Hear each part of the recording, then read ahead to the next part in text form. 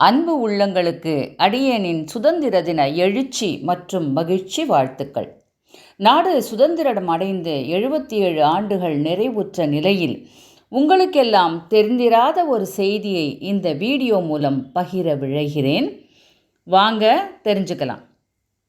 இந்திய நாளிதழ்கள் 1947 ஆகஸ்ட் 15 இந்தியாவிற்கு சுதந்திரம் என்று மவுண்ட் பேட்டன் அறிவித்துள்ளார் என்று செய்திகள் வந்தன. அப்போது இந்தியாவில் ஏகப்பட்ட சமஸ்தானங்கள் இருந்தன. அவற்றை இணைத்து சீர் செய்யும் சீரிய பணியை சர்தார் வல்லபாய் பட்டேல் மேற்கொண்டார். அச்சமயத்தில் இந்தியாவில் பிரிவினைவாதம் தலை தூக்கி இருந்த நிலையில் திறமையான, எல்லாவற்றையும் சிறந்த முறையில் கையாளக்கூடிய ஒரு தலைமையை அனுப்ப பிரிட்டிஷ் அரசாங்கம் முடிவு செய்தது. அவர்தான் மவுண்ட் பேட்டன். சரி, அதற்கும் ஆகஸ்ட் 15 தான் சுதந்திரம் என்பதற்கும் என்ன சம்பந்தம்? நீங்கள் நிர்ணயிக்கும் நாட்களில் சுதந்திரம் வழங்க முடியாது என்று திட்டவட்டமாக கூறினார் மவுண்ட் பேட்டன். அது ஏன் என்று தெரியுமா நேயர்களே? வாஸ்தவத்தில் நம் ஜவஹர்லால் நேரு ஜனவரி 26 அன்று சுதந்திர தின அறிவிப்பை வெளியிடுமாறு மவுண்ட் பேட்டனிடம் கேட்டபோது இந்த கோரிக்கைக்கு அவர் செவி சாய்க்கவில்லை. இப்போ நாம் 2 விஷயம் தெரிஞ்சுக்கணும். நேரு ஏன் ஜனவரி 26 சுதந்திர நாளாக அறிவிக்க வேண்டும் என்று கோரிக்கை வைத்தார்? மவுண்ட் பேட்டன் அதை நிராகரித்து ஆகஸ்ட் 15 ஏன் ஃபிக்ஸ் பண்ணார்? இதுதான் இந்த காணொளியின் நோக்கம். முதல்ல நேரு ஏன் ஜனவரி 26 கேட்டார்? ஏன்னா அந்த நாள் வரலாற்றில் முக்கியத்துவம் வாய்ந்த நாள். அதாவது 1929 லாகூரில் காங்கிரஸ் மாநாடு நேருவின் தலைமையில் நடந்தது.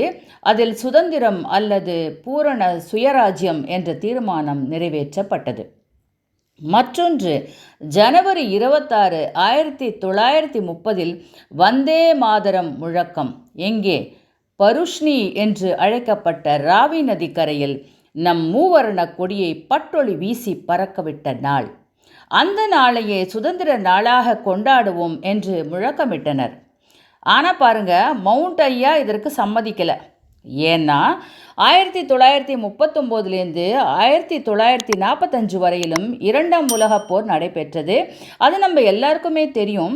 2 அணிகளாக போரிட்ட போது தெற்காசிய படைப்பிரிவின் படைத்தலைவராக இருந்தவர் நம்ம மவுண்ட் பேட்டன். போர் நடந்தது.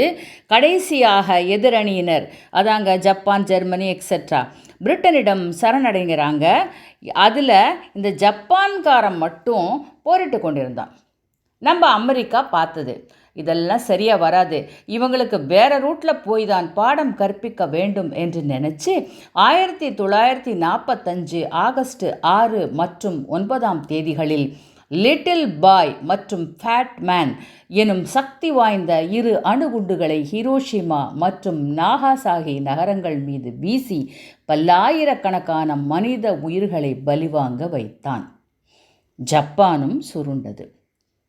இதில் என்ன விசேஷனா, ஆகஸ்ட் 15 1945 பிரிட்டிஷின் படைத்தலைவரான மவுண்ட் பேட்டனிடம் ஜப்பான் சரணடைந்தது. எப்படியோ second world war came to one end. இப்போ புரிஞ்சுதா நேயர்களே? சுதந்திரம் கொடுக்கும்போது கூட தனக்கு முக்கியத்துவம் வாய்ந்த நாளை தேர்ந்தெடுத்த பிரிட்டிஷாரின் மனப்பாங்கை என்னவென்று சொல்வது? அதனால்தான் நம் பாரத பிரதமர் நேரு நாட்டின் இன்றியமையாத முக்கியத்துவம் பெற்ற அரசியல் சாசனத்தை நிறைவேற்றி இந்தியாவை ஒரு முழு சுதந்திர குடியரசு நாடாக ஜனவரி 26 1950 நிறைவேற்றி இந்தியா ஒரு முழுமையான குடியரசு நாடு என்று அறிவித்தார். எனவே நேயர்களே, சும்மா யாரும் முட்டாய் கொடுக்குற மாதிரி சுதந்திரத்தை கொடுக்கவில்லை. எத்தனையோ இன்னுயிர்களின் தியாகங்கள், போராட்டங்கள், பசி, பட்டினி, அவமானங்கள், கடுஞ்சிறைவாசம் இவற்றை கடந்துதான் இன்று நாம் கால் மேலே கால் போட்டுக்கிட்டு சந்தோஷமாக இருக்கும். தயவு செய்து கேட்கும் நீங்கள் உங்கள் வாரிசுகளுக்கு, நம் வருங்கால இந்தியாவை ஆளப்போகும் பிள்ளைகளுக்கு சொல்லிக் கொடுங்கள். தேசப்பற்றையும் தேசியத்தையும் விதையுங்கள். அப்பொழுதுதான் பாரதம் வளமையும் செழுமையும் பெறும். மீண்டும் எல்லோருக்கும் இனிய சுதந்திர தின நல்வாழ்த்துக்கள்.